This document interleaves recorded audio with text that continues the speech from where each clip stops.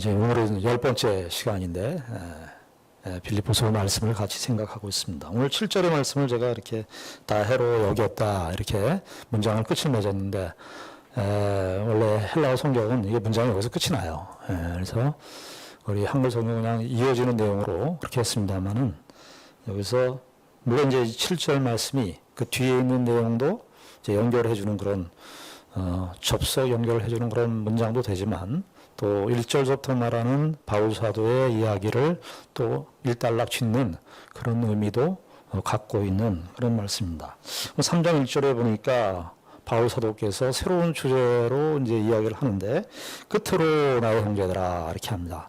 끝으로라고 되어 있는데 야, 이거 뭐 끝으로라고 하는 걸 보니까 여기 3장으로 끝이 나야 되는데 4장까지 있거든요. 끝으로 치고는 굉장히 내용이 많아요. 바울 사도께서 예전에 그 목사님들처럼 설교를 길게 하실 때 마지막으로 하면서 한 30분 설교하시는 그런 은혜를 받으셨는지 그렇게 생각하기 쉬운데 이게 끝으로라는 말은 그저 새로운 내용을 이렇게 새로운 내용으로 이렇게 전환하기 위한 그런 접속사 정도로 보시면 되겠습니다. 뭐 끝으로 아니면 이제 한편으로 이렇게 좀 의미상으로 그렇게 생각할 수 있는데 자 이렇게 이제 새로운 주제를 이야기하는데 형제들아 주 안에서 기뻐하라 너희가 같은 말을 쓰는 것이 내게는 수고로움이 없고 너희에게는 안전하니라. 그러니까 이 말은 뭐냐면은 바울 사도께서 또 여러 번 얘기를 했던 내용인데 내가 또 하겠다 이런 뜻이에요. 그러니까 나는 여러 번 이야기를 했지만은 내 이렇게 이야기하는 것이 수고로움이 없다. 내가 반복할 마음이 있다. 얼마든지 이 주제는 이 앞으로 바울 사도가 지금 이야기하는 그런 주제에 대해서는 나는 이 주제만큼은 내가 이걸 언제든지 계속해서 너희들에게 3장 2절부터 나오는 그런 내용들에 대해서는 내가 얼마든지 너희에게 계속 얘기할 수 있다. 수고롭지 않다.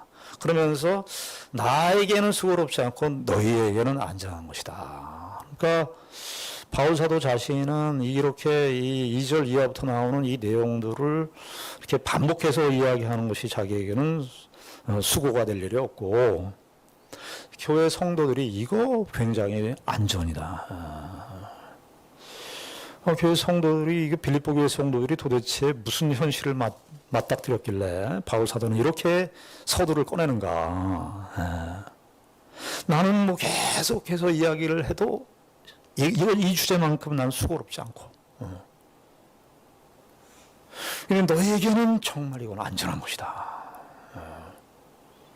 도대체 빌립보 교회 성도들이 마주하고 있는 그 현실이 무엇인가?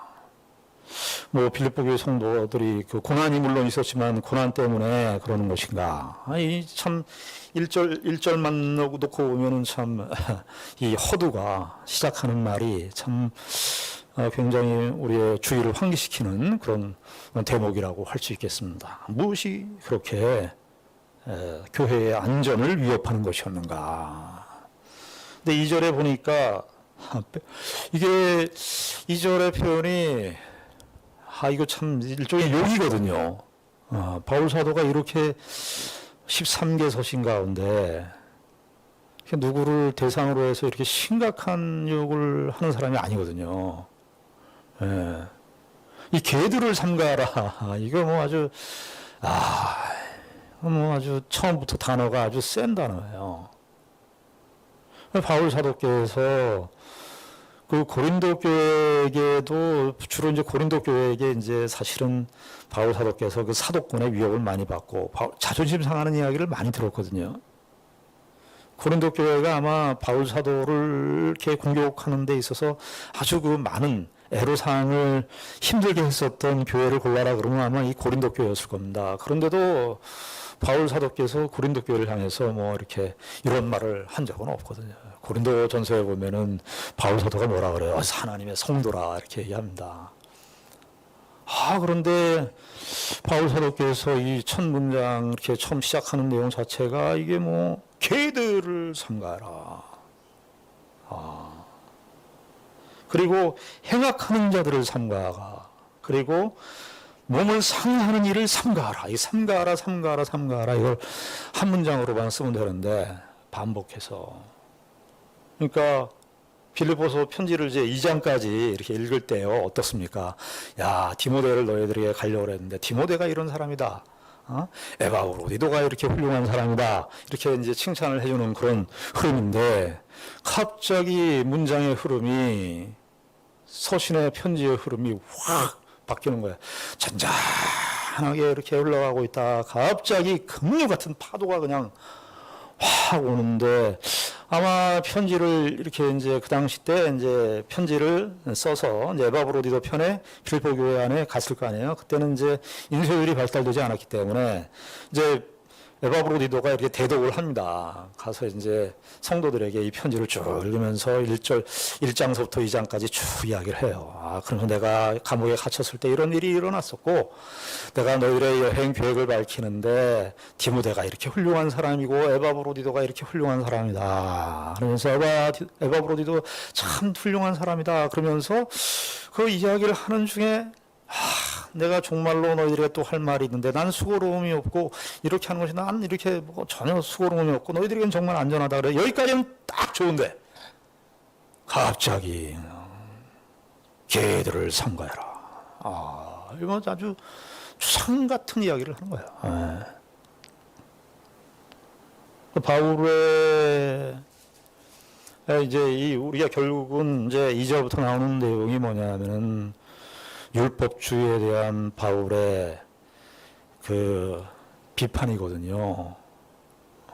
그러니까 바울 사도가 생각할 때 우리는 이 율법주의라고 하는 것이 이제 신약 시대 때 그 당시 때 유대인들의 그 종교관이라고 생각을 해서 우리에게 이렇게 와닿지는 않는데요. 그러나 우리가 1세기 때 그 상황을 좀 고려해 보셔야 돼요. 그때 1세기 때 교회가 어떤 배경에서 시작이 됐습니까? 유대교의 배경에서 시작이 된 거예요. 그러니까 이 유대주의자들의 이 공격이 유대주의자들이 기독교에 대한 공격도 심했을 뿐만 아니라 문제는 예수 그리스도를 믿는데 율법주의를 숭상하는 사람들이 있단 말이죠. 이게 참 골치 아픈 거예요. 아예 차라리 유대주의에 신봉을 해갖고 기독교하고 이렇게 배척 관계에 있었으면은 상관이 없는데 예수는 믿었는데 복음은 받아들였는데 유대주의적인 게 있는 거예요. 이게 참 그림자처럼 1세기 때의 이 교회의 큰 그 시험 중에 하나가 뭐냐면은 이 바로 유대주의, 율법주의에 대한 것이 그 당시 때 1세기 때의 교회의 큰 시험이었습니다. 그런데 우리가 이것은 좀 더 거슬러 올라가면은요, 예수님 시대 때부터 이미 이 문제가 시작됐다고 해도 과언이 아닙니다. 왜냐하면은 예수님이 이 땅에 오셔서 복음서 이렇게 활동하실 때 그 종교 지도자들하고 싸움을 많이 했잖아요. 대제사장이나 서기관이나 바리새인들하고 논쟁이 많았어요. 예수님의 생애 가운데 아마 3분의 1은 그 논쟁이었습니다. 대표적인 논쟁이 안식일 논쟁이었습니다. 안식일 논쟁. 예수님의 제자들이 안식일 날 미리삭을 잘라 먹은 거 아니에요? 그래서 그때 그 당시 때 유대주의자들, 율법주의자들이, 바리새인들이 시비를 건 거예요. 예수님께서 뭐 안식일 날 제자들이 그 미리삭 잘라 먹은 거, 그리고 예수님께서 안식일 날 손 마른 사람 고친 거, 예수님께서 안식일 날 30여 된 중풍병자 고치신 거, 이거 다 시비를 걸고 나온 게 안식일 교회 유대주의자들의 공격이었어요. 근데 이제 예수님이 돌아가시고 난 다음에는 누구하고 이제 대적이 되냐면 초대 교회와 유대교가 이렇게 대적이 되는 거예요. 바울도 이제 예수님의 복음을 받아들인 사람이니까 1세기 때의 그 유대주의자들과의 이 전쟁이, 이게 참 큰 전쟁이에요. 이 사상 전쟁이 무섭습니다. 이 고난은 어떤 면에서 물리적 고난이라고 할 수 있겠어요. 그 이제 힘들고 어렵고 뭐 이렇게 경제적인 핍박 이런 것들은 이렇게 눈에 보이는 것이기 때문에, 로마의 박해라든가 이런 것들은 눈에 보이는 것이기 때문에 이거는 어떤 면에서 조금 효과적으로 교회에서 대응을 할 수 있습니다만은 이 종교적인 편견, 유대교 이 일반 사상도 그렇지만 유대주의적인 이 사상이 이 교회 안에 들어오는 것이야말로 이거는 너무너무 교회를 뿌리채부터 흔드는 거예요. 교회를 뿌리채부터. 예. 왜냐하면 자 이게 무엇을 건드리냐면은 율법주의가 예수 그리스도께서 죽으시고 부활하시는 그 은혜로 우리가 다 구원을 받아요. 그렇단 말이죠. 예수 그리스도의 은혜로 다 구원을 받아요. 여기에는 추가할 게 없어요. 더 이상의 사람의 노력이라든지 사람의 어떤 행위라든지 이런 게 추가할 것이 없어요. 이것이 이제 로마서에서 말한 바울의 복음이고 예수님의 말씀이에요. 예수님의 복음의 핵심인데 유대주의자들은 거기다 자꾸 덧붙이는 거예요. 예수도 믿고 할례도 행해야 된다. 여기서 그래서 여기 바울 사도께서 몸을 상하는 일을 삼가라. 이것은 할례를 의식한 표현이에요. 그래서 4절에도 보면은 여기 3절에도 보면 하나님의 성령으로 봉사하며 그리스도 예수로 자랑하고 육체를 신뢰하지 않는 우리가 곧 할례파라 그렇게 얘기를 해요. 예. 그래서 이게 바울 사도가 이 유대주의적인 흐름이 빌립보 교회 안에 침투되고 있다는 사실을 바울이 보고 있었고 1세기 때 교회 안에 전반적으로 이 율법주의가 계속해서 초대교회의 구원론을 흔드는 그런 공격이 됐기 때문에 바울 사도는 이 부분을 가볍게 간과할 수가 없었던 것이죠. 우리 갈라디아서 한번 가보시겠습니다. 갈라디아서 2장 11절부터 보겠습니다.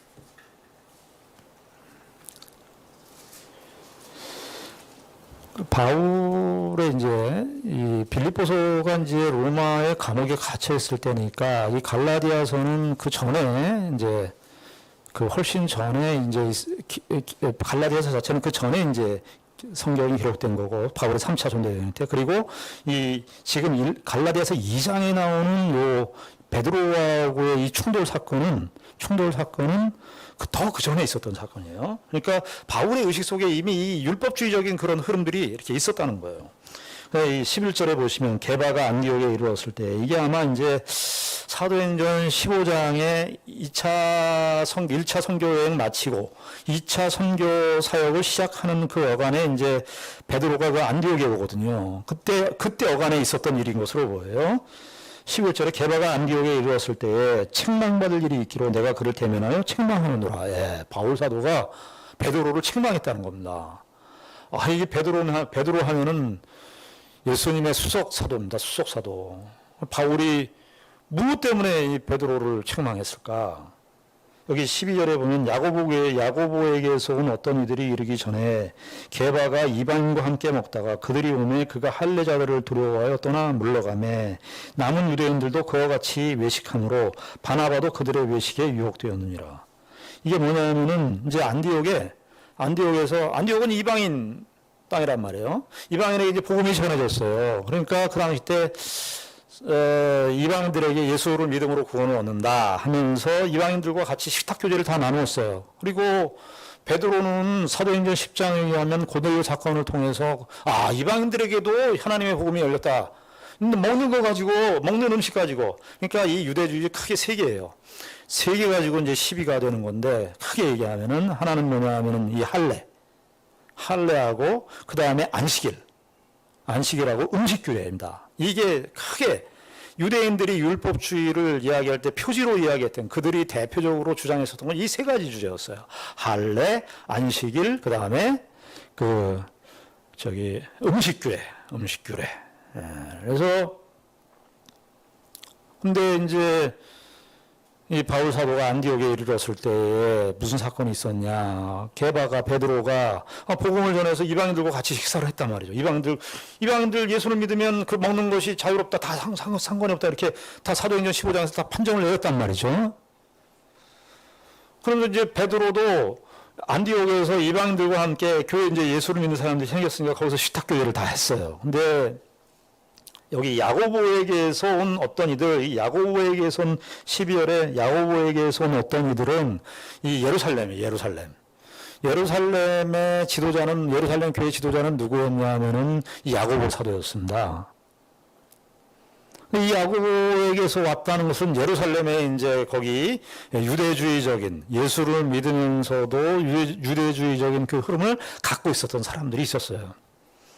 그 사람들이 여기 보니까 12절에 야고보에게서는 어떤 이들이 이르기 전에 게바와 이방인과 함께 먹다가, 이방인과 함께 식사를 하고 있는데 먹다가 그들이 오니까 야고보의 그 예루살렘 교회의 사람들이, 유대인들 아직도 그 율법주의를 숭상하는 그리스도인들, 정확하게 그들이 오니까 그가 할례자들을 두려워하여 떠나 물러갔다.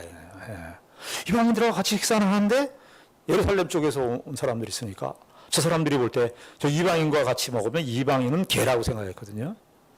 그래서 사도 바울이 빌립보에서 개들을 삼가라는 것은 사실은 유대인들이 이방인들에게 하는 욕이었어요. 그러니까 사도 바울이 사실은 뒤집어서 욕을 하는 거거든요. 근데 지금 한 10여 년 전쯤에 바울이 이 게바 안디옥에서 이 사건이 있었던 거예요. 근데 지금 이걸 가지고 책망했다는 건, 베드로 네가 그러면 어떻게 하느냐? 베드로는 예수 그리스도의 복음으로 말미암아 우리가 다 한 형제, 한 자매, 한 가족이고, 네가 예수 그리스도를 믿는 사람이 이방인과 함께 식사하는 것 당연한 것이고, 오히려 할례자들이 예루살렘에서 오면 그 사람들을 가르쳐서 이제 이방인과 함께 우리가 공동의 식사를 하는 그런 하나님의 한 교회가 됐다. 이 복음의 정신을 네가 가르쳐야 되는 거 아니냐? 바울이 이 베드로를 책망했다는 겁니다. 그래서 14절에 보면 그러므로 나는 그들이 복음의 진리를 따라 바르게 행하지 아니함을 보고, 그러니까 바나바도 그때 옆에 있었는데 바나바도 바울과 함께 그때 1차 선교여행 같이 하지 않았습니까? 그러면서 바나바도 예수 그리스도의 복음이 이방인들에게 퍼져지고, 바나바도 같이 이방인들과 같이 더불어서 식사하는 그런 교제권이 형성돼서 하나님의 나라가 이렇게 이방인 나라에 확대되는구나 하는 사실들을 같이 누리고 확인하고 있었는데, 바나바도 베드로가 그렇게 행동을 하니까 바울이 베드로를 책망했다. 참 사도들의 이런 모습을 보면서 우리가 참 부끄러운 모습일 수도 있지만은, 참 어떤 면에서 바울 사도가 베드로 사도지만 말씀에 어긋나고 복음 진리에 어긋나 있을 때 이렇게 지적하는 것은 굉장히 필요하다고 생각합니다. 노회에서도 우리가 노회를 할 때 목사님들 모임하는데요. 그 목사님들 모임할 때도 목사님들 모임해서 목사님들끼리 그 얘기를 하고 지적을 받고 하는 일들이 노회에서 있어야 돼요. 노회에서 있어야 돼. 참 이 초대교회 저 이런 모습을 보면서, 야, 초대교회가 이게 바울이 베드로가 그 수석 사도인데, 사도행전에 보면 베드로가 1장, 2장의 주인공 아닙니까? 근데 바울 사도께서 베드로 수석 사도인데 베드로를 책망하는 거예요.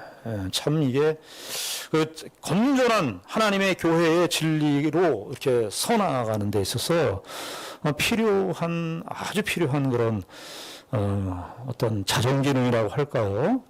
그런 것들을 우리가 여기서 간접적으로 확인할 수 있게 됩니다. 베드로가 근데 거기서 지적을 하니까 베드로도 맞거든요. 그러니까 베드로가 무슨 반발을 안 합니다. 베드로도 다 받아들이죠. 자, 그래서 빌립보서 다시 오시면 이런 일이 있었다 이 말이죠. 이런 일이 있어서 바울 사도의 입장에서는 이 유대주의가 들어오는 거, 율법주의가 들어오는 거, 이 부분에 대해서는 아주 바울이 아주 크게 생각하고 있었던 거예요.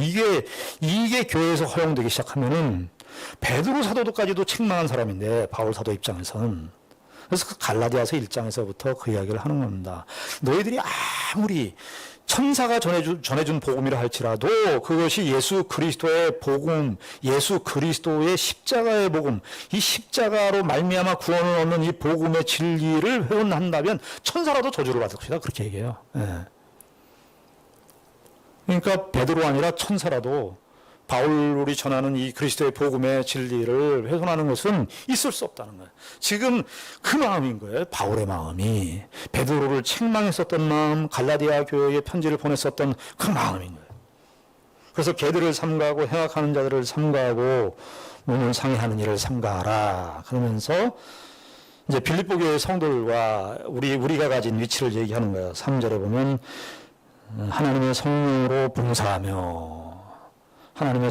봉사하며 그리스도 예수로 자랑하고 육체를 신뢰하지 않는 우리가 곧 할례파라. 우리가 진정한 할례는 뭐냐? 성령의 봉사를 따라서 하는 것이다. 여기 3절에 보니까 성령과 육체를 대비시켜요. 이게 바울 사도의 편지에 보면은 성령과 육신을 자주 대조시킵니다. 근데 그 육신은 우리의 그런 이 바디, 물리적인 바디를 얘기하는 게 아니라 이 땅에 속한 이 땅에 속한 체제, 이 땅의 기원을 둔 체제, 이런 전반적인 이 땅에 인간이 기원이 돼서 나오는, 인간이 출발이 돼서 나오는 모든 그런 체제들에 대해서 이야기할 때 육체를 이야기하는 거예요. 그래서 하나님의 성령으로 봉사한다라고 하는 것은 하나님의 성령으로 우리가 예수 그리스도를 믿게 되고요. 우리가 하나님의 성령으로 말미암아 신앙 생활을 하게 돼 있어요. 우리의 모든 신자들의 삶은 하나님의 성령으로 행하는 일인데, 이 하나님의 성령으로 행하는 일인데 보니까 율법주의가 들어오면 율법주의라고 하는 것이 육체에 기반을 둔 것이에요. 왜 육체냐? 그 이야기를 이제 4절에 합니다. 4절에 무슨 육체냐? 4절에 그러나 나도 육체를 신뢰할 만하며 만일 누구든지 다른 이가 육체를 신뢰할 것이 있는 줄로 생각하면 나는 더욱 그러하리니. 그래, 육체를 신뢰한다 그러면서 그 당시 때 유대주의자들이 육체를 신뢰했는데, 육체를 신뢰한다는 게 몸이 건강하고 요즘에 헬스 갖고 몸이 튼튼하니까 내 몸이 좋아, 그런 얘기가 아니에요. 그런 얘기가 아니고, 이제 우리 본문에 보면은 유대인들이 갖고 있었던 그런 자부심들, 그 인간의 유대인들이 그 당시 때 갖고 있었던 종교적인 자부심들, 이런 것들이 육체를 신뢰할 만한 것이에요. 그런데 그것이 이제 구체적으로 뭐냐면은 4절에 보니까 나는 8일 만에 할례를 받고 이스라엘 족속이요 베냐민 지파요 히브리인 중에 히브리인이요 율법으로는 바리새인이요 열심으로는 교회를 박해하고 율법의 의로는 흠이 없는 자로다. 이게 뭐냐면 이제 그 당시 때 유대주의자들이, 율법주의자들이 갖고 있었던 육체를 신뢰할 만한 것들이었습니다. 그러니까 여기 나는 8일 만에 할례를 받았다, 이 말은 무슨 말입니까? 태어날 때부터 나는 유대인이었다, 이런 뜻입니다. 유대인이었고, 그러니까 8일 만에 할례를 받았다는 것은 바울의 부모들이 정통 유대인이었다는 것이죠. 그러니까 그 당시 때 유대주의자들이 자신들의 그 육체를 신뢰할 만한 근거로 삼은 것들이 뭐였냐니까 나는 난지 8일 만에 할례를 받고. 지금 이 바울 사도의 이 표현이 뭐냐면은 그 당시 때 유대주의자들이 육체를 신뢰할 만한, 육체를 자랑하는 그 사람들이 갖고 있었던 그 어법입니다. 그 어법이에요. 그 어법을 그대로 지금 바울이 쓰는 거예요. 이걸 그러니까 유대인들이 다 그렇게 했다는 거예요. 근데 지금 빌립보 교회 안에 갈라디아 교회처럼 그렇게 심각한 상태는 아닌데, 빌립보 교회 안에도 이 유대주의자들이 들어와서 이렇게 얘기를 하는 거죠. 나는 난지 8일 만에 할례를 받고, 이러면서 이렇게 얘기를 한다는 거예요. 너희들 할례 안 받았지? 이방인들에게 너희들 할례 안 받았지? 우리는 난지 8일 만에 할례를 받았어. 이스라엘 족속이요 베냐민 지파, 이스라엘 족속이요. 이 이스라엘 족속이요라는 말은 우리 한글 성경에 족속이요 이렇게 하면 우리나라 사람들은 족속 그러면 이런 족속이 다 있어 이래가지고 좀 안 좋은 뉘앙스로 이 족속을 이해하는데, 이것은 그런 뜻이 아니고요.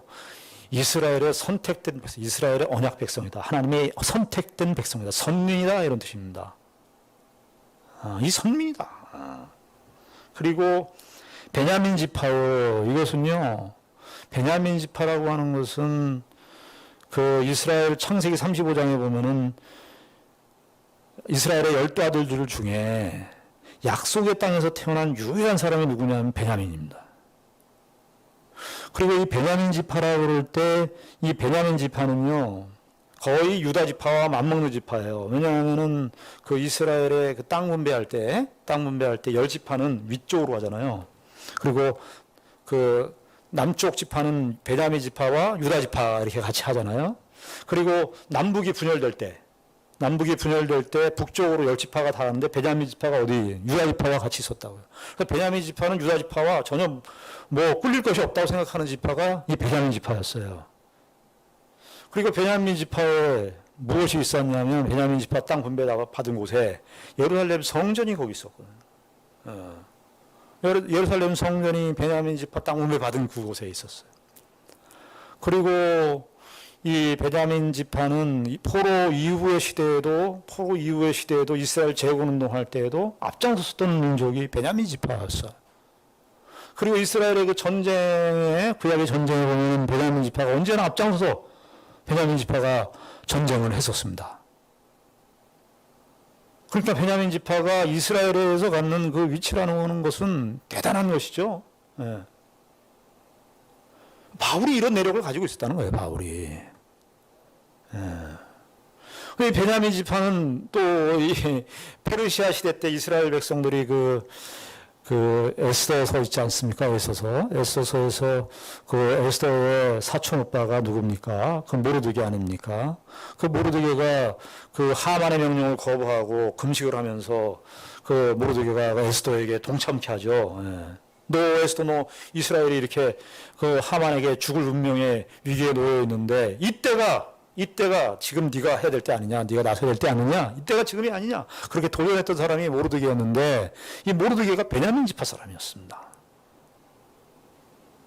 그러니까 이 베냐민 지파, 그리고 베냐민의 지파에 우리가 같이 생각할 때 바울이라는 이름이 사울이었잖아요.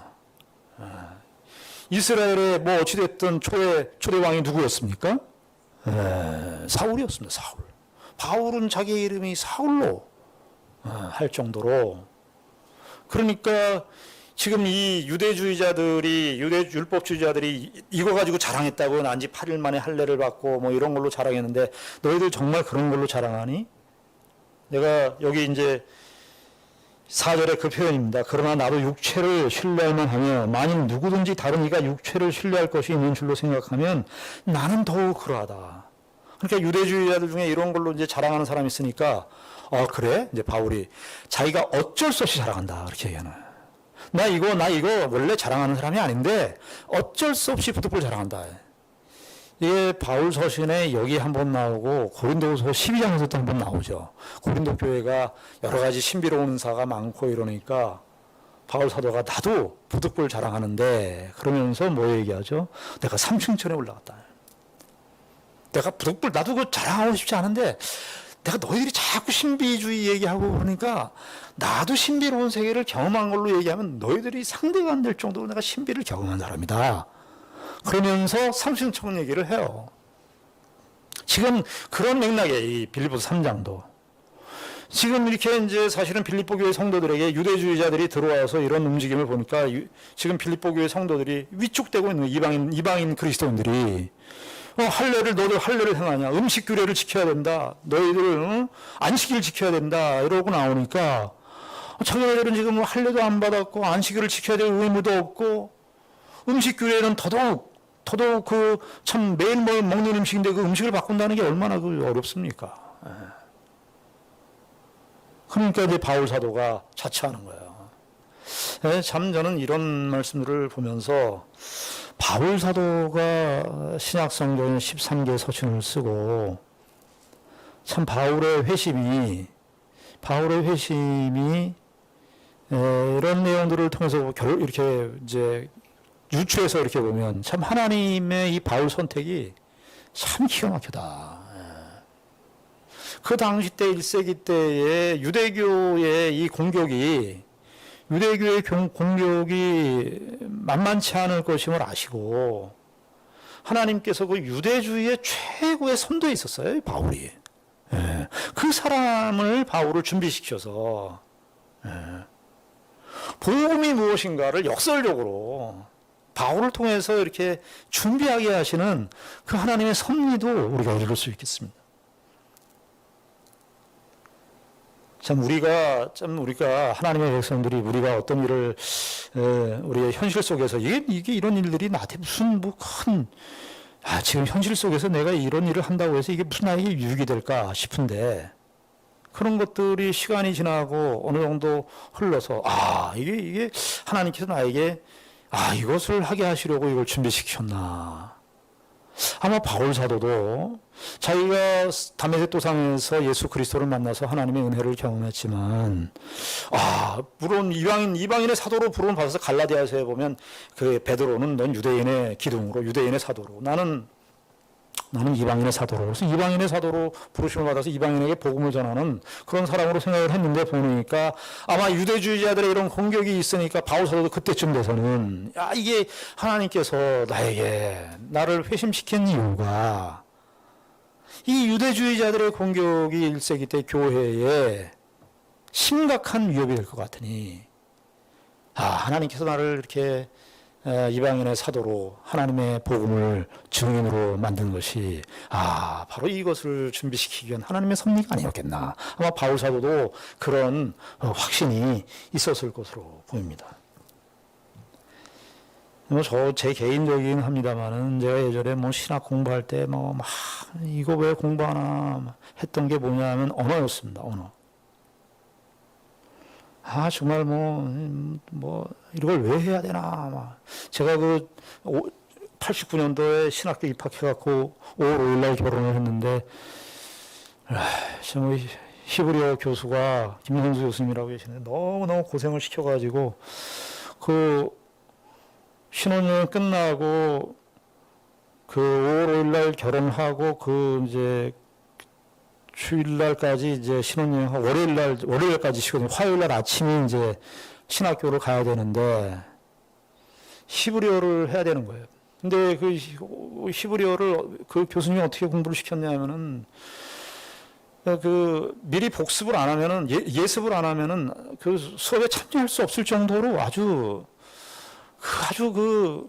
자존심 상하게 하고 아주 그렇게 했던 교수님이 있어요. 그러니까 예습을 안 하고 가면은 창피를 당하게 돼 있는 거예요. 그게. 그러니까 신혼여행 가고 결혼 준비하는데 제가 그 과를 어떻게 준비했겠어요. 네. 8강과 9강과 그랬는데 그래서 예습을 못하고 이제 화요일날 학교를 가야 되는데 아침에 공주에서 아침에 일찍 일어나서 가야 되는데 나 그만하겠다고. 나 이번에 히브리어 포기한다. 이제.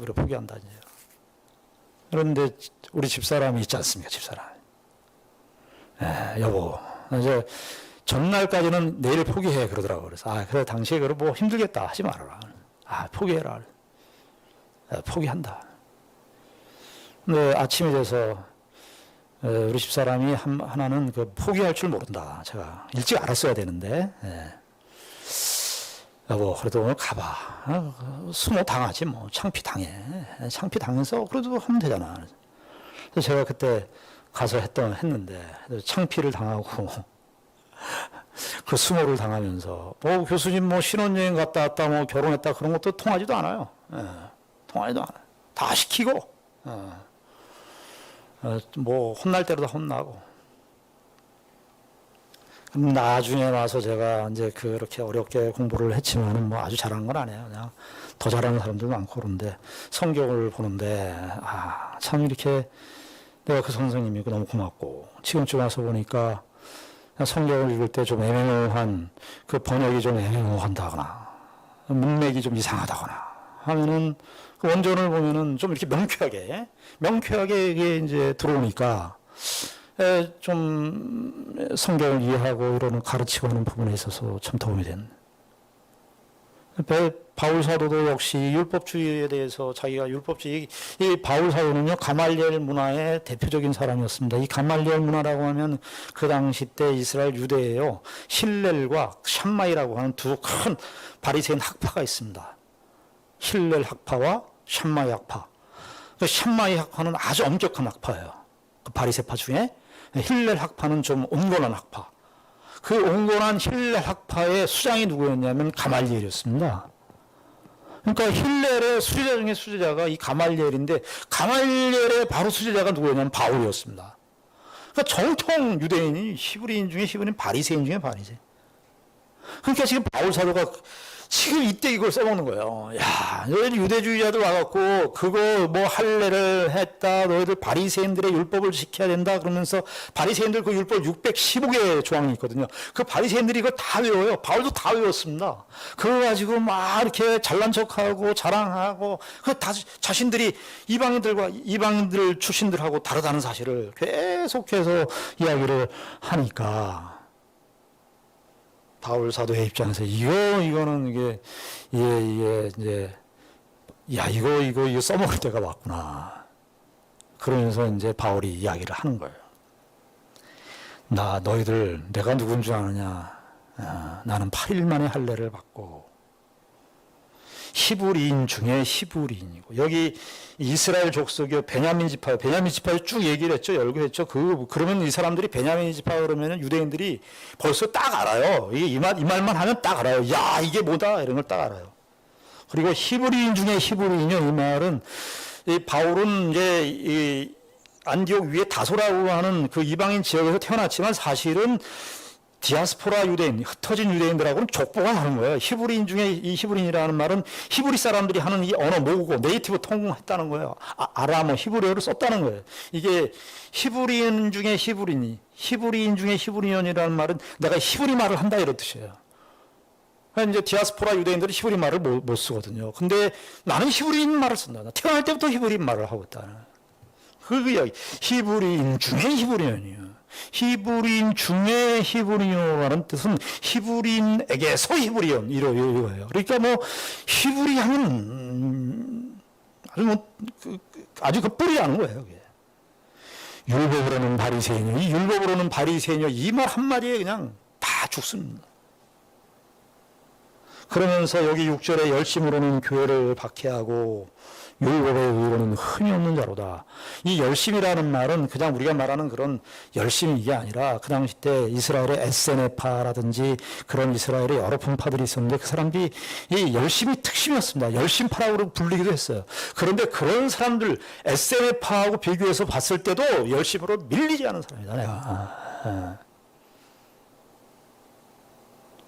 바울 사도가 자기 자신을 다 객관화 시켜가지고, 유대주의자들 너희 들어오는데 너희들 겁내지 마라. 나 봐라, 나. 내가 유대주의자 중에 제일 앞장섰던 사람이다. 그런데 내가 어떤 사람인 줄 아느냐? 내가 예수 그리스도를 믿게 되었다. 너희가 다를 바가 없는 똑같은 사람이다. 나는 이 육체를 신뢰하지 않는다. 유대인들이 생각하는 그 육체를 신뢰할 만한 것들 나는 절대 신뢰하지 않는다. 예수 그리스도의 은혜로 말미암아. 그래서 여기 7절에 그러나 무엇이든지 내게 유익하던 것을 내가 그리스도를 위하여 다 해로 여겼나? 해로 여겼다. 이것이 바울 사도가 빌립보 교회 성도들에게 하고 싶은 이야기이고, 또 우리들도, 예수를 믿는 우리들도 이 세상의 육체를 신뢰할 만한 것들 우리도 많죠. 그런 것들이 사실은 예수 그리스도를 믿고 신앙생활하는 데 있어서 결코 아무런 자랑의 소지가 될 수 없음을 우리가 다시 한번 기억하고, 하나님의 은혜를 따라서 예수 그리스도를 믿는 믿음으로만 하나님 나라의 백성의 영광과 그 자랑과 증거를 삼는 것이 신자의 복된 위치라는 거 다시 한번 우리가 확인하는 그런 귀한 은혜가 있기를 바랍니다. 기도하겠습니다. 하나님 아버지 은혜를 감사합니다. 우리가 이 바울 사도의 이 고백처럼 우리도 그 당시 때 1세기 때 유대인들이 육체를 신뢰할 만한 것들, 사람들은 다 자신의 육체를 신뢰할 만한 것들을 다 가지고 있는데 아버지 하나님, 우린 예수 그리스도를 믿는 믿음으로만 살아가는 사람들입니다. 아버지 하나님, 그 어떤 것도 우리가 가지고 있는 그 어떤 것도 우리의 신뢰의 대상이 될 수 없습니다. 오직 예수 그리스도의 은혜로만, 믿음으로만 우리가 하나님을 신뢰하고 하나님을 자랑하고 그리스도 예수의 은혜된 것만을 드러내고 사는 우리 모두가 되게 하여 주시옵소서. 예수님 이름으로 기도드리옵나이다. 아멘.